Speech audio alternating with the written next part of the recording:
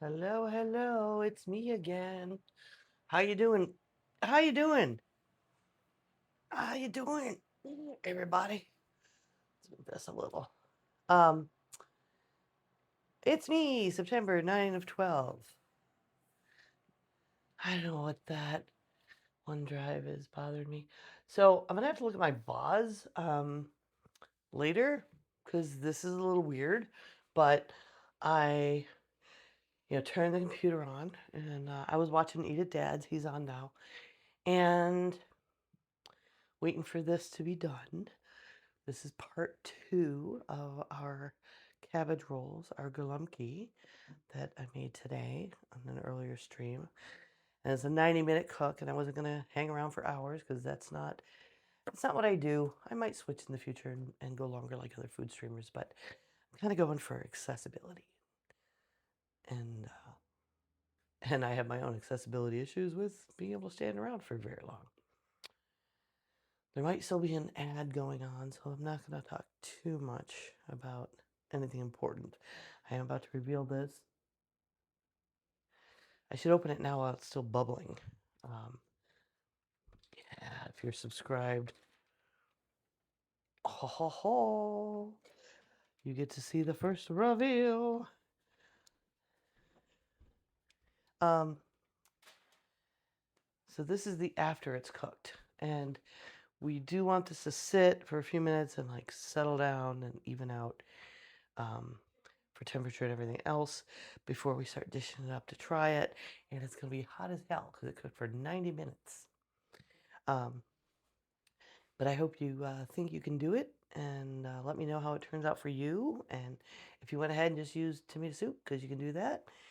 Um, and I will, we'll talk about some cookbooks while this cools down. But anyway, yeah, I have to check the stream feed because I thought I stopped the stream earlier. I'm sure I did because I can look back and it's like I had about an hour of a stream, and I got a message from Twitch saying your stream summary is ready. Okay. But I set this up. I did not hit start stream. Um, I just, was getting ready because it was about to come out of the oven. And when I looked up, it said it was the way it looks now, where I could hit a button to stop streaming. Um, so did it start? Were you here? It started. Am I going to have a like however many second or minute video of nothingness with just the starting soon? I don't know. This is not the first time OBS has done that to me. Just decided to start without me. But anyway, so we hit 220 followers. Thank you very much. And sorry, I don't know who that perky person was. Um, and so I'm going to give away a cookbook. If you go to my Discord, you can find that by, if you hit bang Discord here, it'll show you how. If you go to 9of12.com, that's NINEOF12.com, it'll point you to all my stuff. That's how you can follow me here. You can follow me YouTube so that you have the archive of things we've cooked. My podcasts, my run on America's Next Top Podcaster competition. I've got a lot of stuff that you can find. My book, a lot of stuff you can find by just going to my .com. My ring's back on. And also join my Discord that way. There's a giveaway channel there, and I'm giving away another cookbook. I have a plethora of cookbooks that have been donated to me to help with the stream. And instead of like selling them, I've been giving them away at different milestones. And when we did the charity stream at New Year's, I did some giveaways um, for amounts of money we raised and stuff like that. Let me move some stuff so that I don't have to move the camera and risk knocking everything over.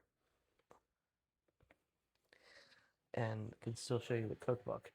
So, give that a little time.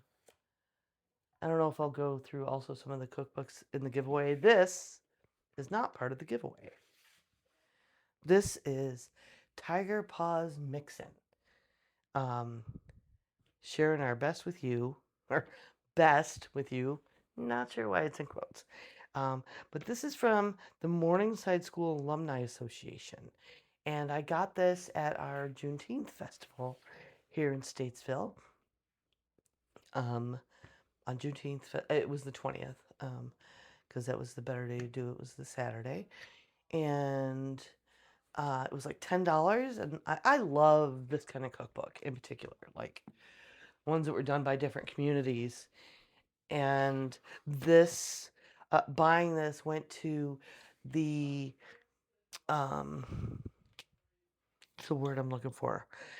The Juneteenth committee has started doing like scholarship type grants for people in the community who apply for them, and we decide on merit and we give away money for them to help with things, projects and stuff. And what I spent here with this legally distinct from Tony the Tiger graphic went toward that fund for next year's grants. So that's exciting. And the Morningside School doesn't exist anymore. It did get its name changed years later, but it has a really interesting history that it talks about, and lets you know, like the first Morningside School was just this little building, and it was first a two-room frame building known as the Colored Free School in 1891. And then the new one was built on Green Street and a Morningside School in 1921. And then in 23, they expanded the curriculum to 7 years of elementary and 2 years of high school. So basically, it kept expanding and getting bigger. It eventually had a middle and high school building. Costi Kute, who was our mayor here for many, many years until the most recent election, created a Morningside School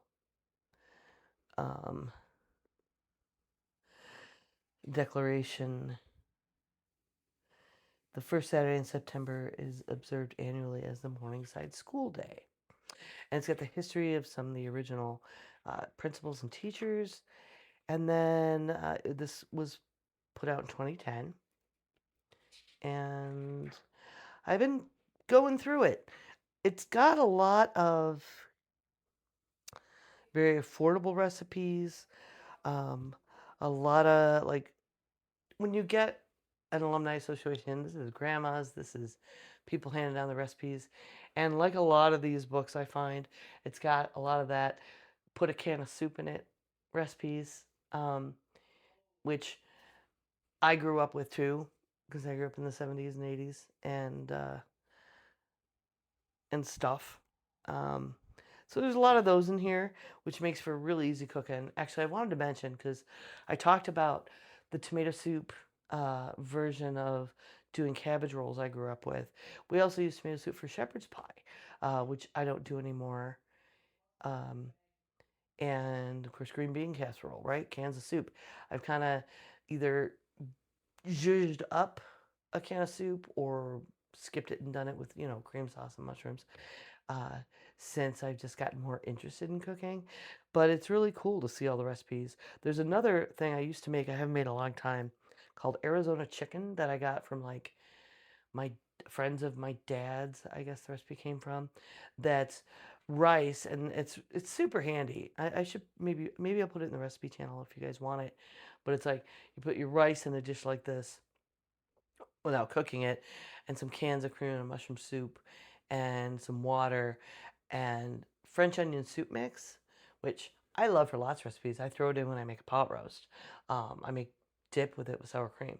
But you sprinkle that on, and then you put some chicken parts on, and you put the rest of the onion soup mix on it, and you bake that whole thing in the oven, and it cooks the rice, and it's really good. Super salty, like most of those recipes are, but I'm curious to try these salmon tortilla bites. It uses like a can of cooked salmon, and or you could use fresh. But I have a can of cooked salmon I need to use up that I got when we were using the food pantry last year. Um, but yeah, cream cheese, salmon stuff, spread it out on tortillas, roll it up, cut it into pieces, nice little appetizer. Um, this pimento cheese recipe, I'm really surprised actually to see Velveeta in. Um, this is from someone, Philip Morrison, the class of 1953 from that school. Oh, I just got a message. Sorry, from my friend Bobby, who I took a bunch of food to this weekend, and they're going to be having the chili tonight. Nice. Gosh, I hope they like it. I'm a little worried about the enchilada casserole because I've always cooked it, and then I freeze if I have leftovers. But this time I did it. I mean, the ingredients themselves are cooked. It's tortillas and chicken and refried beans and stuff. But I didn't like bake it. I layered all the layers and covered it up and froze it, and I gave it to them. And I gave them instructions to do it from frozen or from thawed. But I have a little concern about it ending up a little dry. It shouldn't, but I've had it happen to me before where like sometimes your tortillas just suck up more sauce, and it was harder to judge that because I didn't bake it myself. But I think it'll be fine, especially because I did put the beans in, and that'll help retain some moisture too. So anyway, I'll have to read those messages later. I'm so excited to help them out. And I hope they like everything, and I will make them more things. You know how it's funny? I didn't realize, I think I was driving there before I realized I was going through, like, what did I make? Okay, I made I made the pulled pork, and I made the chicken enchilada casserole, and I made some sloppy joes, and I made some chili, and I made dal, masoor dal, and I was like, I unintentionally, without planning it that way, made a beef, a chicken, a pork, and a vegetarian dish, and the chili. It's like if I were planning it, I would have done that on purpose. But yeah. Anyway, so this person contributed this recipe. They're from 1953. So I guess that explains the Velveeta. Um, I wouldn't put Velveeta in pimento cheese. Um, I like to use, and it's got Velveeta and mayo, Duke's, has to be Duke's around here. Um, Sugar, salt, and pimentos, and that's it. I'm not really interested in that. I like a very flavorful pimento. I've had a wide variety of pimento cheeses since moving south, and I decided, man, I can just make this better, like I do sometimes. I like spicy ones too. I've had ones with jalapeno in them, but I like to use a sharp cheddar and then some cream cheese, to get it to hold together, and the pimentos. I've never put mayo in it or sugar.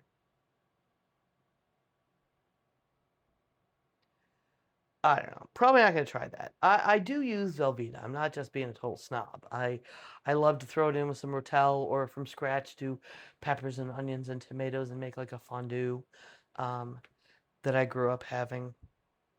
So what else? Um, some hot wings in here. It's just wings, hot sauce and margarine. Uh, Pretty standard. Um, Refrigerator pickles. Uh, those look good. I wouldn't put red or put green peppers in, but So yeah, lots of interesting stuff in here. It's got your handy charts. Problem with these fundraising cookbooks is always trying to find things because it doesn't tend to be um, like it has a table of contents that's pretty basic. Um, or does it? I thought it did. Well, maybe it doesn't. Okay. Thought it did. Yeah, it does. Right, with the chapters. But there's like no order other than that. So I recommend using sticky notes or something and marking when you find something you want to try or something that's good. Once you've had it. Easy lime pineapple. No. There's a watermelon arugula salad that sounds really good to me. Um, this is from someone from the class of 1957, Chavis Devon Staval, son of Margaret S. Campbell. Watermelon, black olives, feta cheese, arugula, a jigger of brandy, lime juice, salt and pepper, olive oil. My curiosity is piqued. I've never seen anything like brandy in it. And let me take my own advice and mark this page. I know I had brought. Did somebody steal back my? I had sticky notes here for the stream.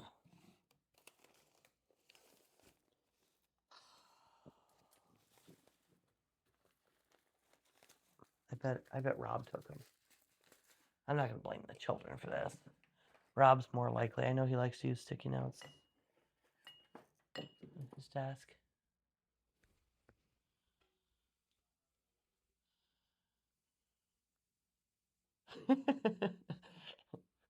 Yeah, there are some batshit crazy things in these recipes sometimes. There's something here. There's 2 Watergate salads, and they have Cool Whip. You always see a lot of brand names in these too, which is wild. Oh, 3 Watergate salads. What the hell? I mean, that's just not necessary. They all have the same ingredients. Okay. Oh, there's a cabbage soup. I was just talking about that earlier because I've still got some cabbage left from making the Galumpki. Yeah. And I certainly have enough potatoes. I still have like a laundry basket full of potatoes here. Where was that Russian salad? Russian salad. Lime jello, cream cheese, marshmallows, pineapple, walnuts, mayo, and bananas. Nope. Cornbread casserole. Christmas rice. What's Christmas rice? A stick of oleo. Can you even buy a stick of oleo? Like, I remember there was a brief time, I think in the 80s or 90s, where they were advertising oleo like it was, better than other saturated oils, like better than Crisco. What is oleo? Or butter, because people finally got around to realizing margarine was not good. But yeah, obviously Waldorf was really popular. Um, Yvonne's cornbread casserole, Jiffy Mix eggs, corn, spinach, mozzarella, mushrooms, chicken. Yeah, I don't know. I'm gonna dish up some of this Galumpki to try. I should probably let Victor know it's ready. Oh my God, let me tell you. So, Victor came out earlier, my son, and was like, "Oh, you're making the cabbage rolls?" I'm like, "Yeah."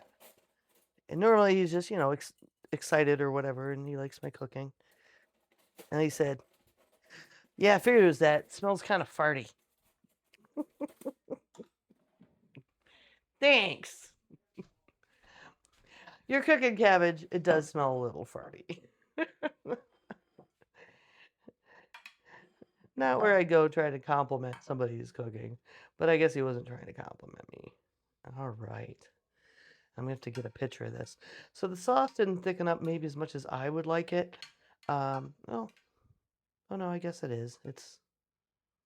Yeah.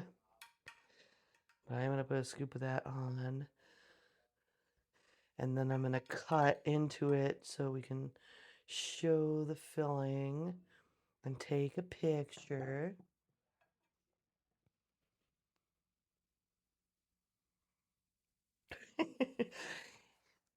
This cookbook will not summon a demon. Let me tell you what will is I found. So what's her name? Coffee and Coffins. There's a funny TikTok creator, and she goes over other. She'll like watch other people's streams and talk about them, and it's just funny. But holy shit, she was this woman, and I don't know her name, and that's okay. Her husband's name was Theo versus Food. Versus is very apt. Um, he tries this woman's recipes, and oh my! I sent it to Rob, and he was like, I had to stop watching as soon as she put the pasta in. This woman took pound of Wagyu beef, which she's like, it's only a few days past, smells fine.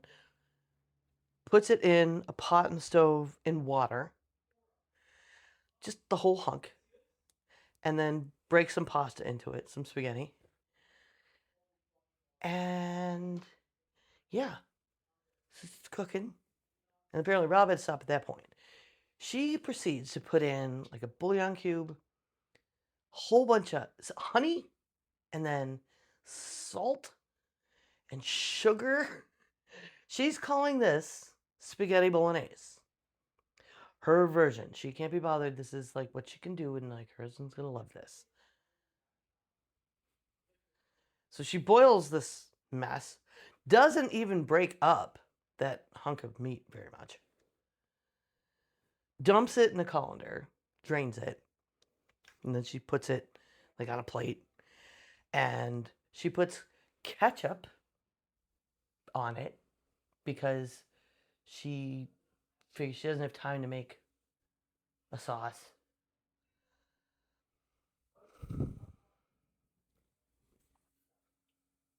And she serves this.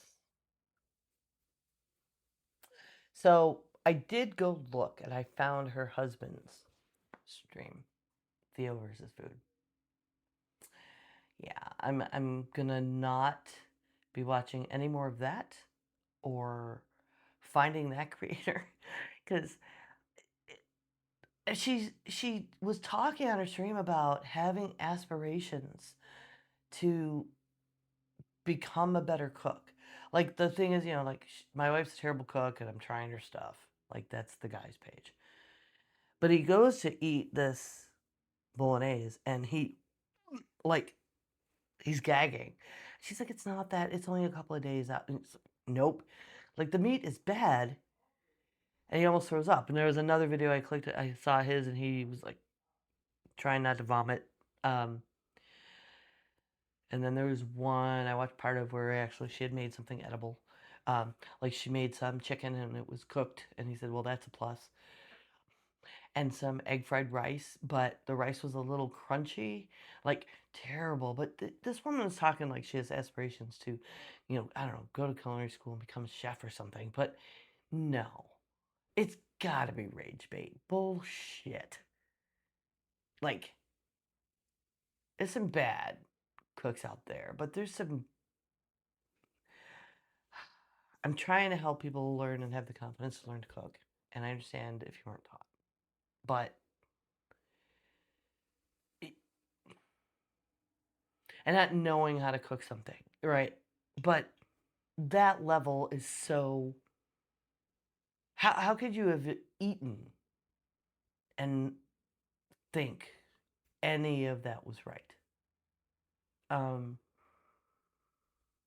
yeah, it's got to be rage bait, and I don't want to fuel that. I don't want it in my algorithm. Uh, it's not helpful to anyone, and it was just so horrifying. I don't know. I get. Yeah, no. It has to be rage bait. Well, exactly. There's so many videos where she could be actually learning how to cook. There are.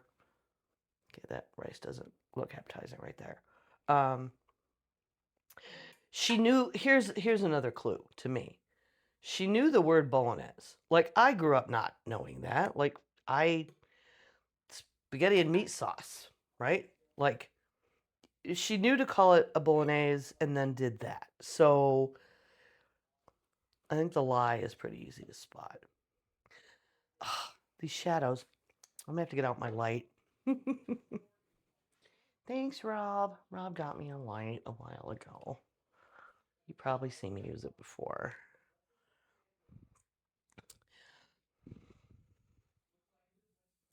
So do it without making the shadows worse. There we go. Bright light, bright light. Oh, too bright. It's like, making it look like there's metal in there. Holy crap. All right. Close enough for home cooking, which is what we're doing. Okay, I'm gonna tell Victor it's ready. I'll be right back to taste it. Hopefully I did okay. I may have undersalted. I tend to. Food. But I think you're better undersalting than oversalting, because I can throw some salt on this, right?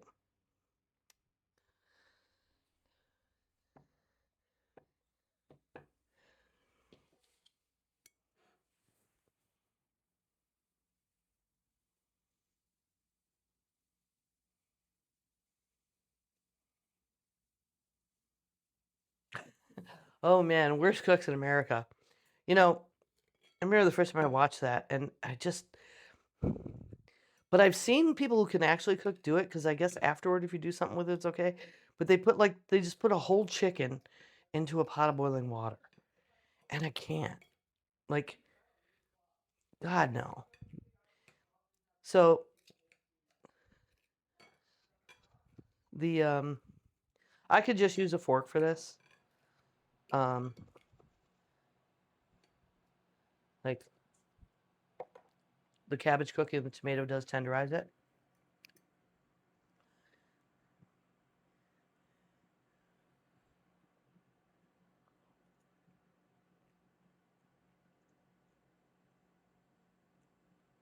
Yeah, it's good.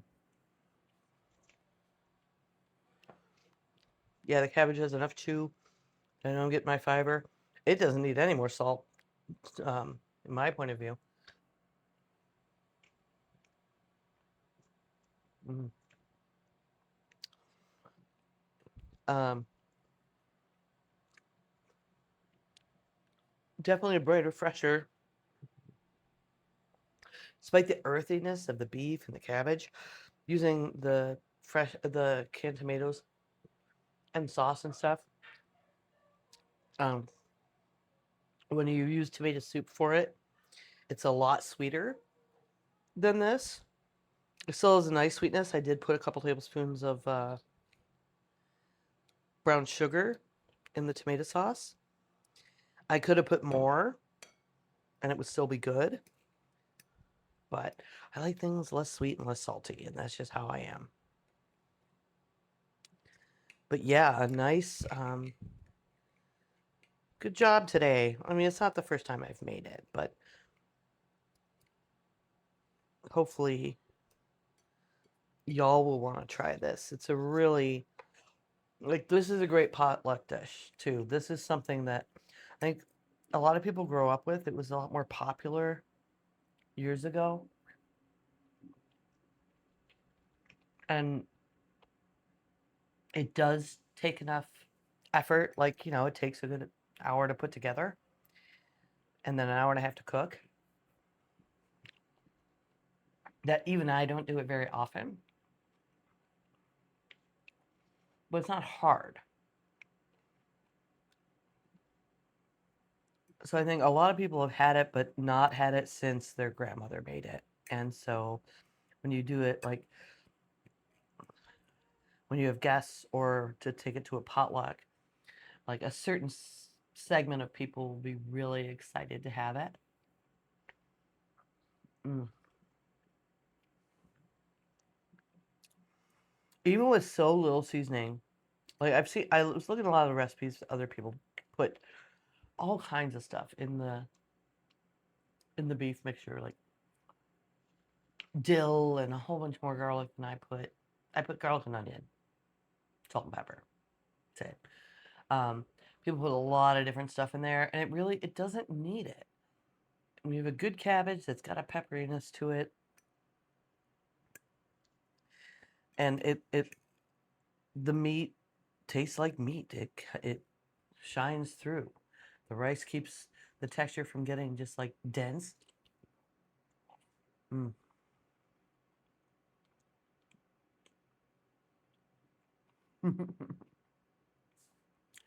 Barney in the chat learned how to cook a good tomato sauce from the Godfather movie. Well, I'm glad you took that from it because there's certainly worse things you could have taken from it. I'm a big fan of cabbage. More raw or fermented than cooked. I will probably try, or I might make a soup with the rest of the cabbage.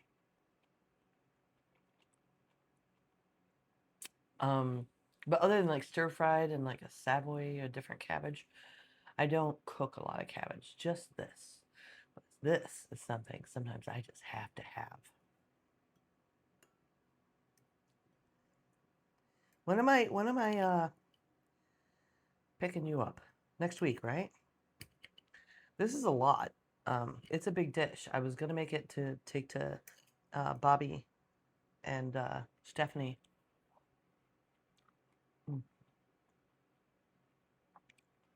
And didn't. If you want, sorry, everybody. My friend Barney's in the chat, and I'm taking him to a doctor's appointment coming up. And I could pack up a couple of these. I mean, I don't want to pack up a whole bunch because if you don't like it, I don't like to waste food. But I could pack up a couple and freeze them and bring them to you when we go to the doctor. So you could try it.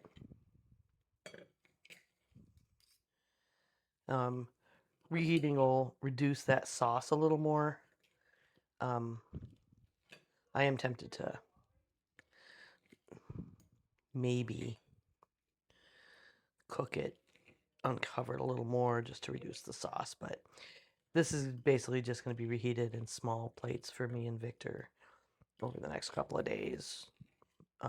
And I'll freeze some, maybe for me. If I don't freeze it, Victor will eat it all while I'm in bed overnight. He could probably eat this in 2 days. We call him the midnight snacker. I was hoping he'd come out here and try some. I like to get so you guys trust me, another opinion of my dishes on the stream. I'm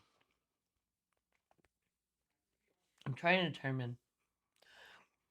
I think the jasmine rice, because I just don't generally have white rice in the house anymore, makes a little bit of a difference, making the filling just a little more aromatic.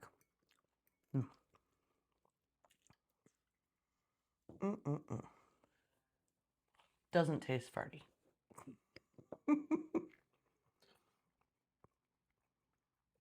Awesome. Okay, so there we go. Success. I'm gonna put a little more sauce on this.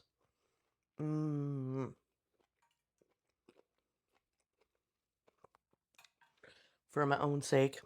And then that's got a long time to cool before I can freeze any of it.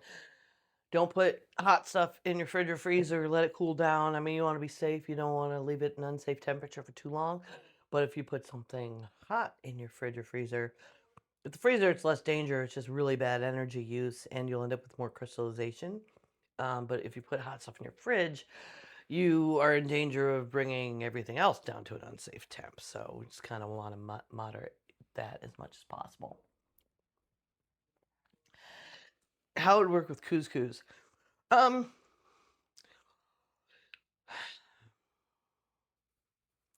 It would work. I don't feel like it would hold up as well. It would risk making the filling, instead of just having the grains of rice keeping the meat from being too dense, couscous will puff up more because you'd put it in raw because you don't really cook it. I mean, if you cook it, it's just basically putting it in hot water for 5 minutes. But it's couscous is so much more just starchy because it's just made with flour, it's just pasta, that it might soak up. I mean, it would just soak up meat juice because you're wrapping it in the meat with the onion. So it would probably be fine, but I think it's riskier to get mushy. Um, I would err on the side of using less than I would with the rice. Like rice can hold its own a little bit better. But it's definitely an idea for use what you got. Um, Test it. Make basically a meatball and use some couscous in it until it's a texture you feel like is working. And then that would be fine. Stuffed peppers. Let's look at their peppers. Shortening. Why is there shortening? Oh, for browning the beef. That seems unnecessary. Rice, onion, salt, pepper, basil leaves, ketchup, tomato sauce. Sure. Inside out Brussels sprouts. What's that? I love Brussels sprouts, and I've got some. Why has it got tomato sauce? Are they boiling the shit out of them? Let's not. Brussels sprouts, that is a cooked cabbage I like, but I like it roasted. Because it's just a little cabbage. Yeah, it's not a bad idea, Marnie. It's definitely if that's what you got, it would probably work fine. It would definitely have a different texture, I think. Let me see, Brussels sprouts, small mixture, form a meatball? Wait, what? You're making a meatball around a Brussels sprout and then baking them. Nope, not interested in that. How'd they turn out? Good? Fine, yeah. Oops. I like the sauce a little thicker. You're going to want to scoop some out of there. That's just because I have leaves lining the bottom so it didn't stick. I see. Well, but yeah, put some of that sauce on there. And let me know what you think. Okay. Mm. Yeah, it's usually like meatloaf. Like saying like it's like kind of viscous. Mm. Yeah, from growing up with it being made with tomato soup. But I did not do a tomato soup version. I haven't in a while. So, okay. I'm not giving away this cookbook. I'm keeping this one. If you want to buy it, contact me. I can probably get copies to pass on. It is for a good cause. It's for the scholarships that the Juneteenth committee I'm on is giving away each year at Juneteenth, and it's by the Morningside School alumni here in town again. So that's not in the giveaway, but if you go to my Discord, is it there? Bang, Discord. You find that by going to 9at12.com and looking for my Discord, or you can use the link that's in the chat now if you're here. There's a giveaways channel, and you just click on the little party favor thing, and that will enter you. And tomorrow I will be drawing a name, and well, the bot will. So you know there's no cheating. And whoever wins and can pick a cookbook from at the top of that channel in the pinned messages. There's a spreadsheet of the cookbooks I have, and I will mail it to you. I'm celebrating you. I really appreciate that I'm up to 220 Twitch followers, and I noticed that my YouTube followers are also growing, or subscriptions, or whatever they call it there, which is great because then you can find my archive. I don't need this knife anymore. Of stuff because Twitch takes down my videos after a little bit. So all the things I've cooked, all the things we've cooked since October are there in the YouTube. Man, when you just want something. And I've been wanting it for like 2 weeks now. And I hope I was helpful in my tips, especially earlier. The video before this one shows you how I assembled them. The trick to not having to handle a giant ass cabbage in and out of pots of water, because I'll never do that way again. I'm gonna raid. Is anybody watching? Just Barney? That's okay. Please show up and at least say hi if you're not shy. At Eat at Dad's. He's my, like, one of my very favorite food streamers. Currently, he does IRL sometimes, camping prep, which I love. He streams for a lot longer than I do. I keep it short for several reasons. And I've won cookies from his cookie club, which is amazing because he makes really lovely cookies. And you can just hang out and stream and earn entries to get cookies sent to you. Who doesn't love that? All right. But I'm going to sign out of here for now. Thank you so much for joining me, and I look forward to cooking with you soon.